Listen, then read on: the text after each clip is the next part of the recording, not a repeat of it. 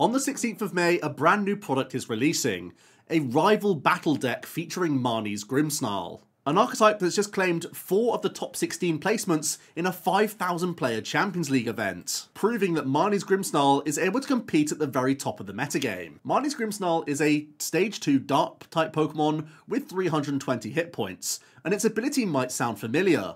Punk Up, when you evolve into this Marnie's Grimmsnarl, allows you to search the deck for up to 5 basic Darkness energy and attach them to your Marnie's Pokemon in any way that you like. That's right, very similar to Infernal Rain from Charizard, as soon as we evolve into our Stage 2, we can immediately power ourselves up, but in this case we get to pull out up to 5 energy, giving us even more deck thinning potential here. The Shadow Bullet attack for 2 Darkness energy deals 180 damage and does 30 damage to one of your opponent's benched Pokemon. Because there are so many parallels with Charizard, it's difficult to see why this attack is so powerful. We know that Burning Darkness starts at that 180 and can scale much higher than Grimmsnarl, so why is it that a 30 damage poke is good enough to make this a top tier threat? Well, the first thing to note is that we are using basic Darkness energy, so immediately we can slot in one of the best cards in the game, Munkidori, quite happily into this deck list.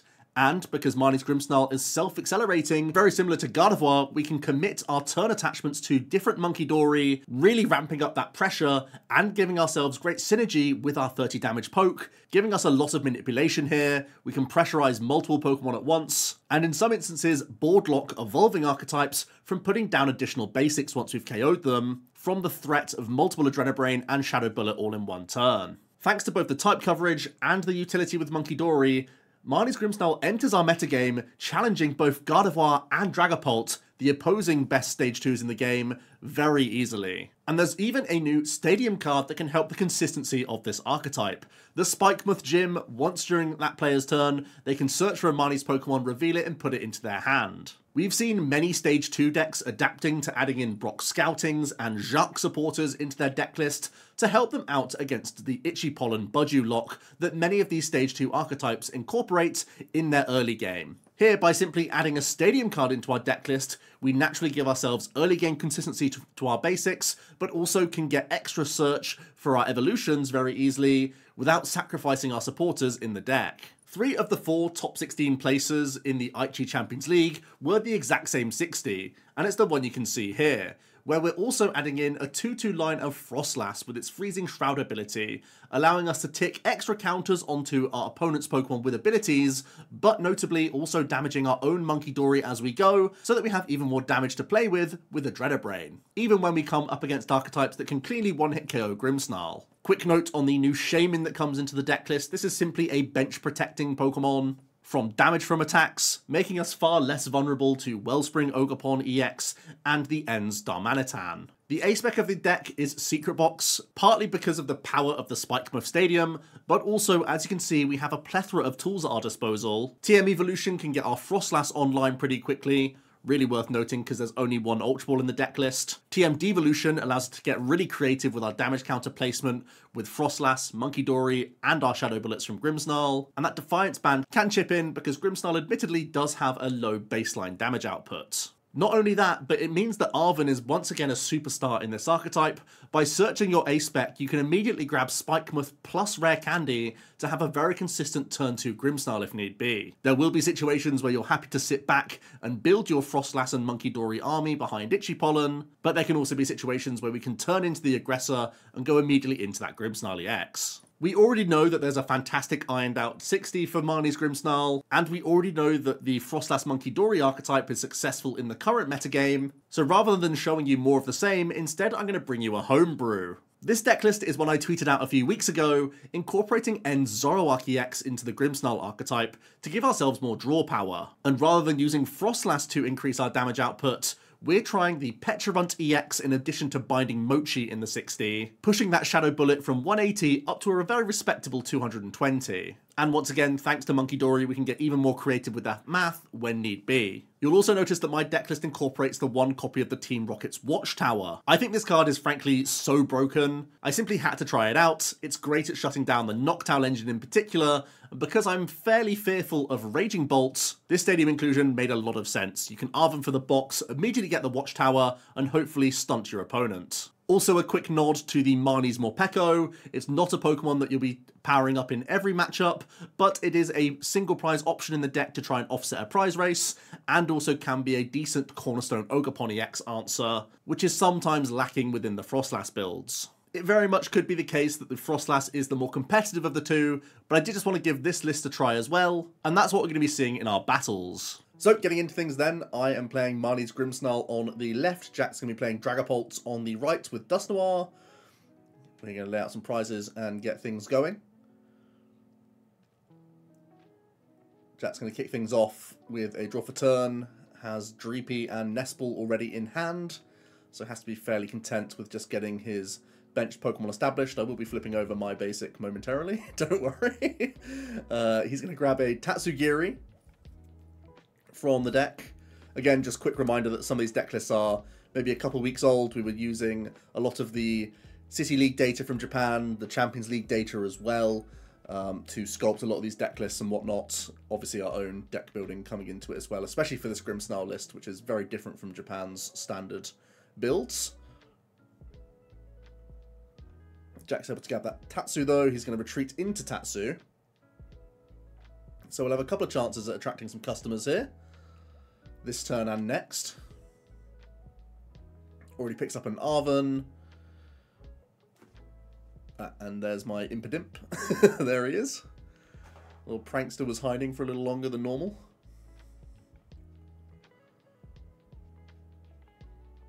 As Jack shuffles up, he has that other Dreepy in hand.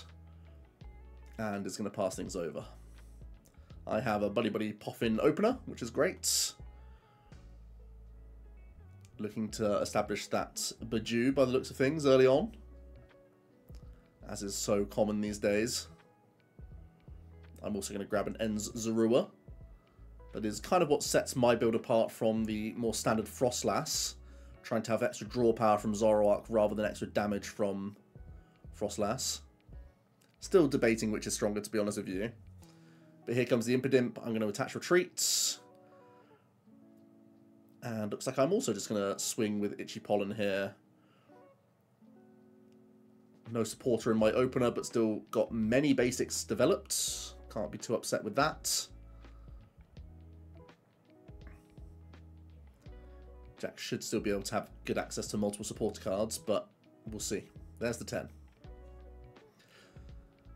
Also important to note, all of these damage counters I can manipulate quite nicely with Munkidori and Grimmsnarl attacking as well.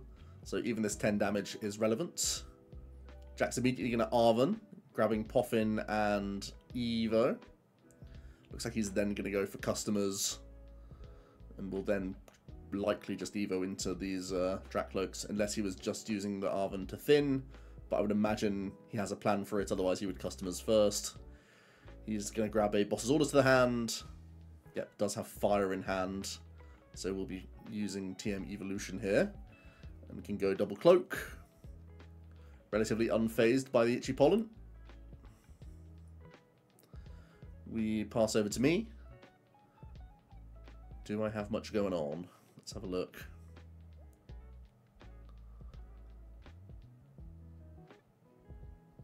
Doesn't look like I have much going on here. Just an Itchy Pollen straight back to Jack, and he's going to be straight into the Cloak draw.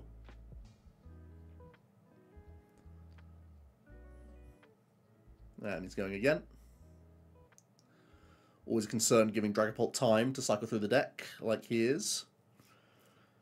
I suppose the only good news is that I'm continuing this lock. Looks like Jack's eyeing up Crystal now, in addition to another Poffin.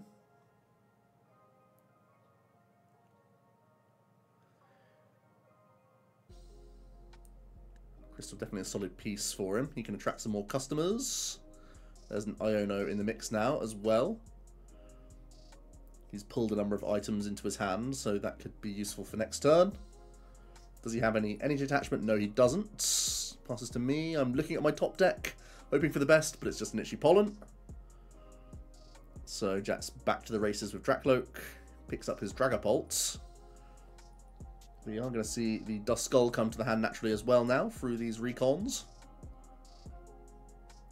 It's a pretty bad opener for me, but the good news is that this matchup is still so decent that As soon as Jack starts to use Phantom Dive, that's damage that I can manipulate with Munkidori, so it's not all lost here, even though we've had a horrific opener. Sometimes these will happen. Jack's eyeing up another Arven here. Continuing to thin even more. Countercatcher and Evo to the hand now. It's funny that even under lock, Jack's gone for Arven so frequently, but look at this. Now he's able to Evo up Dusknoir. And he is thinking about a Dragapult as well. But no, he's just going to shuffle up. He already has Dragapult in hand. We know that from his recons. I have one more top deck, and it's another Itchy Pollen. This is a really rough opener for me. That's going to filter Iono to the bottom. Finally picks up Energy, which I think was one of his missing pieces. There's Dragapult. Are we going to see Energy Crystal come down now? Well, there's Boss's orders onto Zorua. He finally has a Dreepy. There's Energy Crystal. Horlucha's going to fly in and ping Zorua and Impidimp. And Jack's going to take out both Zorua as I'm top decking Dregs. He is continuing to give me less outs. I do have Fezandipiti draw though. I put down the Team Rocket's Watchtower. I think it's just before I'm going to draw some cards by the looks of things. I've used the Super Rod, so I imagine I've top deck Supporter. The Watchtower's a bit of a risk though, because now I can't draw into Spikemuth. I probably should have held the Watchtower. I suppose my logic was I just don't want to draw back into it, but it does limit my Spikemuth outs. Fezandipiti's going to draw me 3 cards.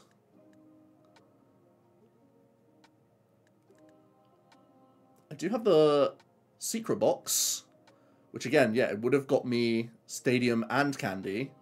So hopefully I still have another piece in this hand. We can now grab the Spikemuth Gym. Candy comes out. TM Evo to the hand and an Iono.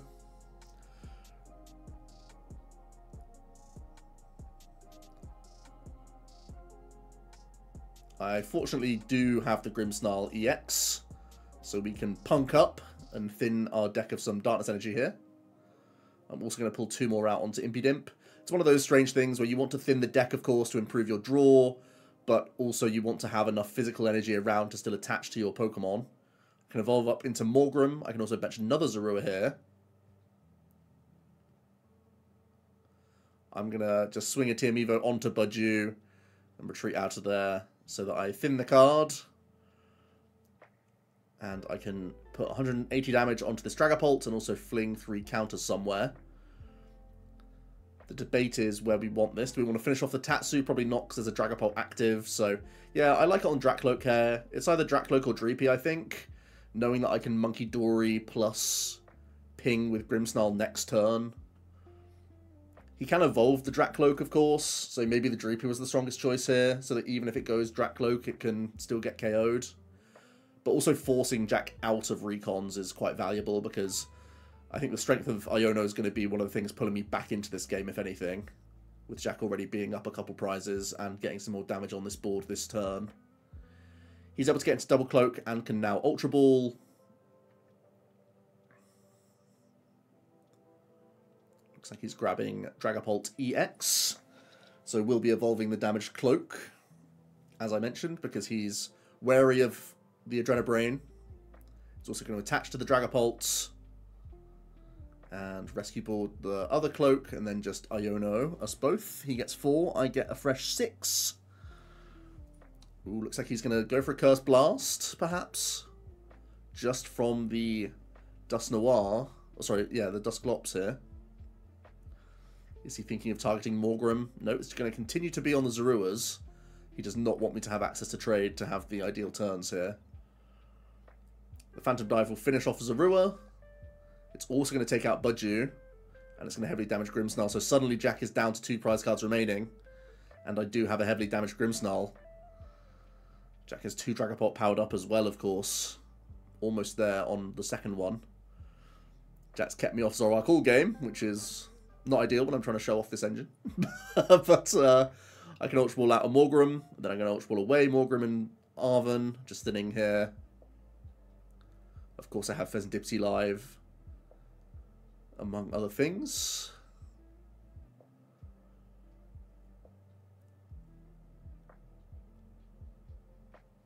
Let's see what we're going to grab. Going to try again with Zorua. We're really trying here. We rotted them back and still I've yet to get a Zoroark out. I can punk up again with Grimmsnarl. Going to take no energy out. Small debate taking one out to the active if I'm going to retreat that this turn. I'm going to throw a Mochi onto the Grimmsnarl, but fortunately I do have the Iono, so putting Jack down to 2 is pretty big here. I can then Spikemuth, thinning the deck of the Morpeko. I still have Fezandipiti draw. Probably need to get Munkidori in the mix as well here. That was the only reason to not attach from Punk Up, is that I want good opportunities to Adrenabrain, and we do have the Darkness attachment here, manually. Finally getting Munkidori online. So I can throw 3... Well, if I'm taking out the Dracloak, I should probably deal with the Tatsu now, right? The debate is whether or not I go Duskull or Tatsu, but I think giving Jack those extra digs towards a boss is too terrifying. I'm going to play out a Nest Ball. I'm grabbing Pecharunt. No, I'm swapping it for Munkidori. Bit of a debate there, to be honest with you. I think there's a small risk to me taking this Munkidori out. I think, honestly, I should just held Nest Ball, to be honest with you. Because obviously I can't use the Munkidori this turn anyway. So I should just kept the bench space open, in all honesty. I can finish off this Dragapult, though. I can also put 3 counters somewhere. It's going to just go onto the Duskull. As I go down to 2 prize cards remaining. Jack's able to recon, does find boss's orders. Does he have energy to boot? Let's have a look. This is where me nest balling out the Munkidori instead of the Pecharunt. I had that debate earlier. I flashed them both, essentially. The fact that I didn't get Pecharunt is a problem now, because he can try and trap my Grimmsnarl. He is going to use that boss's orders. And looks like he's just going to Jet Headbutt with Dragapult. He doesn't yet have the... Well, he can bounce Spikemuth with Artisan. The 7 and the Dusklops is just 12, and I'm out of range thanks to Munkidori. He would be at 300 with Headbutt plus Dusklops. Jack flashing Blood Moon is another way that he could try and win. But the Duskull will be pulled out now. It looks like he will just, yeah, just go for the Headbutt here. For 7. And I'll draw. I can very much win this turn. There is Turo in the deck, so if I can find that, that would be huge. I can at least offset this damage from Munkidori, so I still don't lose next turn if I can't move this guy and Jack can't find energy. I'm going to quickly Spikemuth and thin a Grimmsnarl from the deck.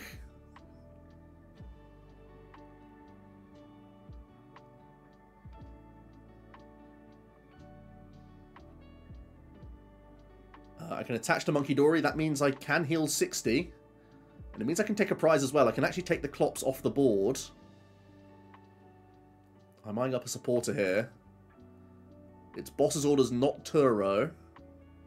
And actually, you'll see in a moment I make a huge mistake, because I can take out the Clops, and I actually had a 50-54 Turo. And I flashed that I would have hit Turo, so if I just Munkidori first, which is the correct sequencing, I would have just been able to Turo for game. But instead I've given Jack a draw here. He can use Dracloak. But no. Ultra Ball puts him down to 0 cards. He can Fezandipiti for 3. If he can get Blood Moon plus energy to retreat this Hawlucha, he will be able to win. But the one retreat of Hawlucha might just be keeping me in it here. I have game on board with double Adrenabrain on the Duskull if he can't. Let's see. Will this one Grimmsnarl just about hang on? There's Earthen Vessel. That's energy.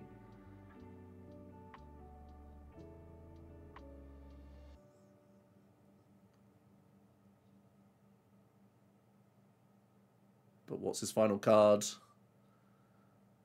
No, just the 70. He can't get enough, unfortunately. So it's still me getting the win despite playing pretty poorly in those last couple turns. I should have held the nest ball. I never would have been trapped and would have just won the game on the spot.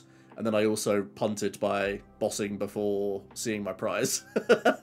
So even with a really slow start and me punting twice, I really did my best to lose with Grimmsnarl, but I still found a way to beat the Dragapult, which is an indication that that matchup is pretty good for you, to be honest. Now let's get into another one. Jack's going to be playing the Ethan's Typhlosion with the Dunsparce. And starts off with that Cyndaquil. Actually has two of them naturally in his opening hand. That's a really good opener for him. Even though he's not played anything out of his hand yet. Actually has Ultra Ball as well. Can already discard two of his Ethan's Adventure. This is the supporter card you want in your discard pile for your Ethan's Typhlosion damage outputs. And at the same time, it's a decent supporter that you can find with Cyndaquils. Oh, sorry, with Quillavas, I should say. Jack's going to find a Dunsparce. Just immediately using the Ultra Ball while he can. Another great element of the Ethan's archetype is that both Cyndaquil and the Quillava both have attacks that can KO Budew very easily, being fire types, of course. So Jack's quite content with that turn one, with a few basics out. Let's see what I can do here. Well, I leave the secret box. That has to be good news for me. I'm going to get rid of a couple of Pokemon here. And the boss's orders.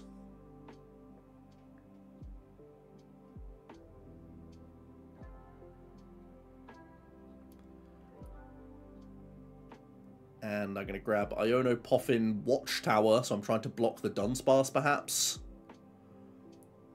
Or I could possibly just be thinning the deck with the Spikemuth already in the hand. We're going to see Poffin. It's going to grab Impidimp and Impidimp. We have a Zorua. We do have a Spikemuth as well. We have a Mochi that can come down. Don't think the Mochi math is going to be too relevant in this matchup. But I can Iono for a fresh 6 here with Spikemuth on the other side of this hand to try and find some evolutions, perhaps. There we go. There's Spikemuth coming in. I'm going to grab a Grimmsnarl EX to the hand.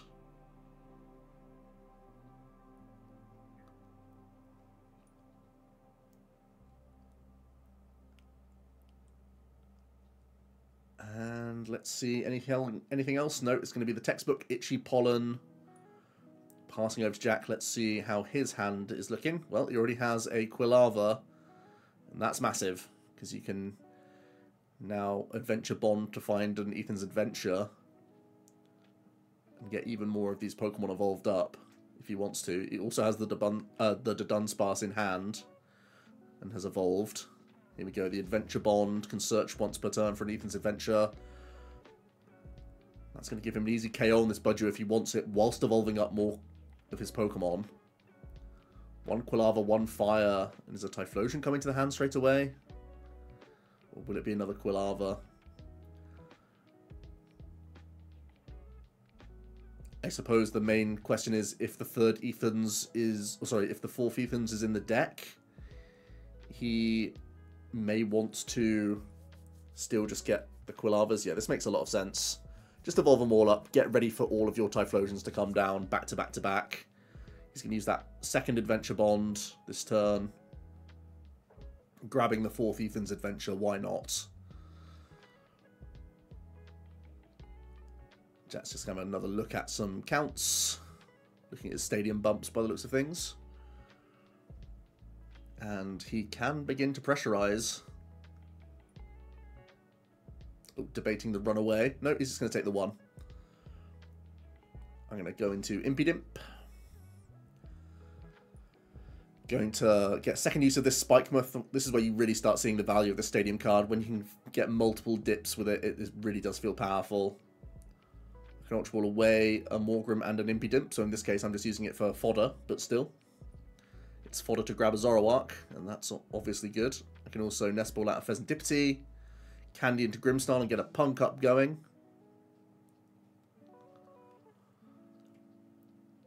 This is not really a matchup where the monkeys will take over too much unless I can get really creative with them. So again, I'm pulling out the full 4 energy here, keeping maybe enough around for still some monkey shenanigans later. Fez can draw me 3. Then we can finally get Zoroark going and trade. I'm going to trade away a rare candy. think that means I have access to a Morgrem here. Yes, I do.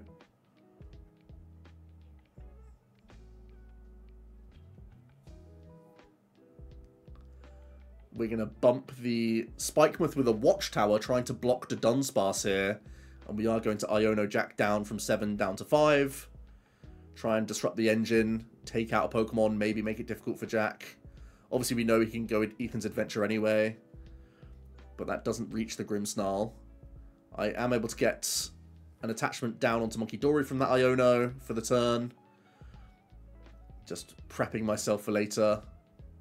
Oh, the fact that Jack's going into the Dunsparce means he already has that stadium bump. That's a real shame. Can't get value from my stadium here.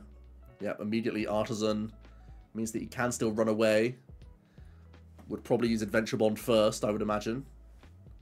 Also has the Fezandipiti EX, so that Iono was in vain. Here's the Adventure Bond coming out. And Jack does play the maximum belt A spec, so if he can find that, he can start churning through these Grimmsnarl. There's a Dunsparce coming out of the Artisan as well. The deck flowing pretty nicely here for Jack, to be honest. Oh, we can Ultra Ball away an Ethan and Buddy Poffin. That smells like trouble to me. That's 4 Ethan now in the discard pile. And that opens up even potentially Black Belt. Let's see the Fez for 3. Already has Fire in hand as well, you would imagine. Here's the Runaway. 3 cards, shuffling back in the big Dunce.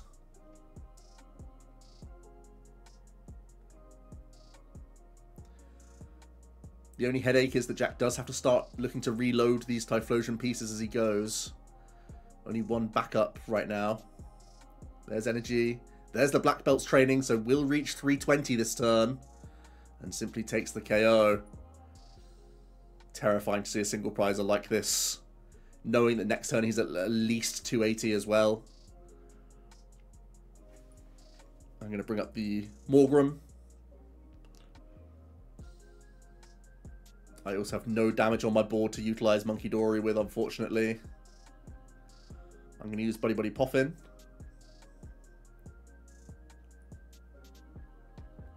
Grabbing Impidimp and Zorua. Now, it is a little bit awkward to make this line happen. If I can't reload some Grimmsnarl and Energy, things could get a little bit dicey if Jack is able to chain another KO. Yeah, that's why I actually put back the Zorua, thinking that I want bench space maybe for Pecharunt as a backup attack, perhaps.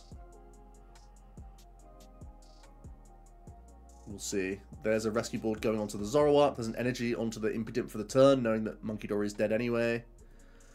Poffin, oh sorry, the Mochi, why not? And then we're going to fire off Iono. Send Jack down to 3 cards.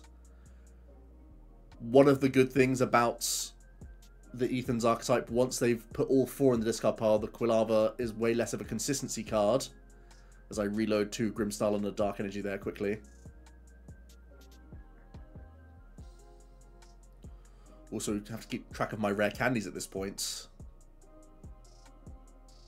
I'm going to Fez up for 3. There's the Spikemuth, so I can search for the Grimmsnarl quite happily. I can punk up. Popping an Energy onto Impidimp.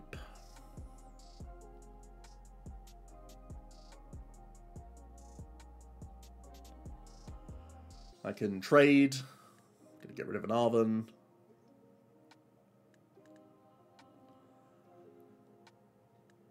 And we're able to KO Typhlosion and put 3 on Fezandipiti to try and set that up for a KO later. Jack goes into his Quilava. This is his last stand, really. He needs to really work on getting back some more Cyndaquil. Here's a Buddy Poffin, but I think he's already pulled out. Well, we know he had started with 3. Does he have any more Quills? No, just a Dunsparce. He needs to work towards Night Stretchers or Super Rod. An Artisan, some of these combinations. That is one of the downsides of pure Typhlosion. Here comes 3 from Fez. He can continue to draw with the Dunce as well if he's able to find one.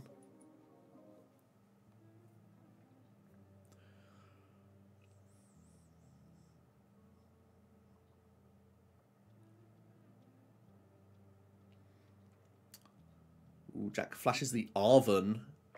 This could get him maximum belt, perhaps. If he could get something like Night Stretcher max belt.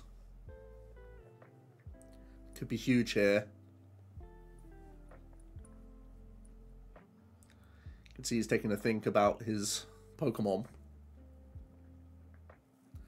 There it is, the A-Spec maximum belt. So another Grimmsnarl is going down here.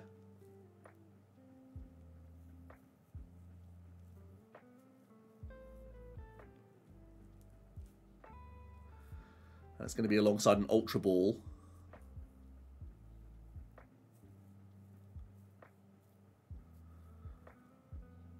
We're going to see Jack pitch away Budew, as well as Iono.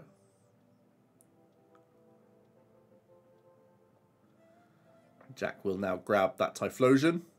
So I think it's another huge knockout from Typhlosion. Back-to-back KOs on Grimmsnarls is not what you want to see. There's the stretcher.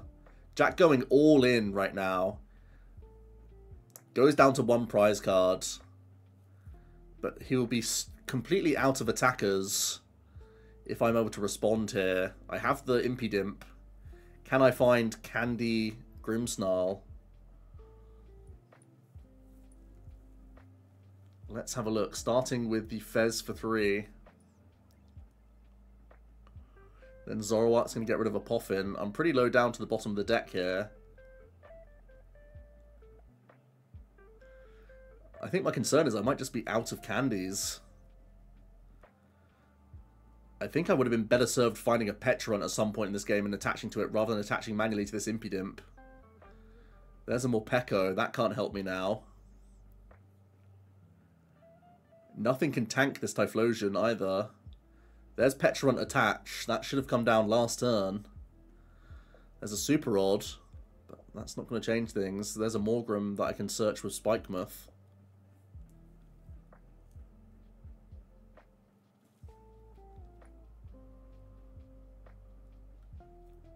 Is it just a Panic Gust trap attempt here?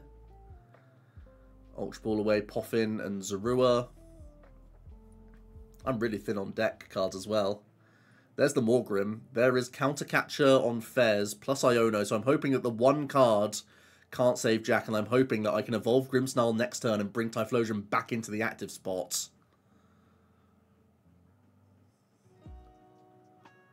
Everything gets KO'd, so there's no point in retreating anywhere else.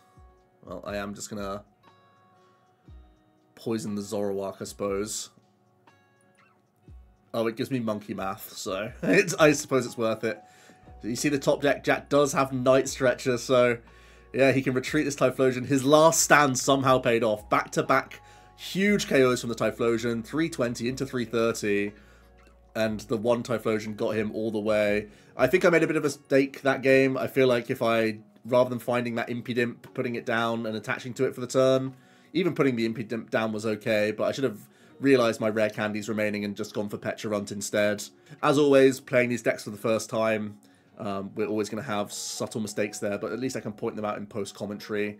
Let's get into some other options with Grimmsnarl, because of course the list I've shown on these couple of videos have been quite different from the standard list we've seen from Japan. And I think really going back to that shell from Aichi is probably the best policy going into this format. Frostlass does really just ramp up the Adrenabrain and put more and more pressure on evolving Pokemon, specifically the likes of Dracloak, which is really part of the selling point of Grimmsnarl. If we're very good into Gardevoir naturally, and then can tech our deck out to be very strong into Dragapult, you've got a really good shot at being a strong archetype in the format. In terms of physical counts of the deck list, the very low Ball Search item count of just 2 Poffin, 1 Ultra Ball, and then having a combination of Artisan and the Spikemuth Gym is quite interesting to me. Of course, there's a lot of respect being given to Itchy Pollen here to some extent, but then you see just how thick the Grimmsnarl line is. We have to weigh up how much of this is a Frostlass Munkidori deck and how much of it truly is leaning into that Grimmsnarl as much as possible. So I do think there could be some spaces here if Grimmsnarl only needs to chip in certain instances, for example against some big basic matchups. And in those cases, would it be better to have a thinner line here? and give ourselves more opportunities to find Frostlass a little bit earlier. At least one decent takeaway is the possibility of the Watchtower as well. I really liked that from my Zoroark build just for a secret box option, so it's something I'm definitely keeping in mind. But when a decklist makes 3 placements in top 16, it's very difficult to not look at this exact 60 to be our starting point with this archetype. Let me know what you guys think about Marnie's Grimmsnarl. I hope you enjoyed the video, and I'll see you tomorrow for another one. Cheers.